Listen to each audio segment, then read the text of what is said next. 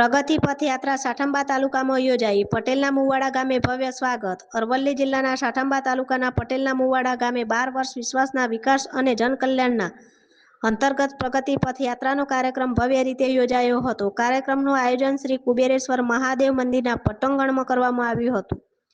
આ પ્રસંગે સાબરકાંઠા અરવલ્લી જિલ્લાના શાસન શ્રીમતી શોભનાબેન બારૈયા, જિલ્લા સંગઠન પ્રમુખ ભીખાજી ઠાકોર, ધારાસભ્ય ધવલસિંહ ઝાલા, સંગઠન મહામંત્રી રણજીતભાઈ ચુડગર, જિલ્લા પંચાયત પ્રમુખ મયુરભાઈ પટેલ, સાઠંબા તાલુકા પંચાયત પ્રમુખ મનહરસિંહ સોલંકી, સાઠંબા સંગઠન પ્રમુખ મયંકભાઈ પટેલ, સંગઠન મંત્રી રાકેશજી ઝાલા સહિત ભારતીય જનતા પાર્ટીના આગેવાનો, કાર્યકરો તેમજ તાલુકા વહીવટી તંત્રના અધિકારીઓ ઉપસ્થિત રહ્યા હતા.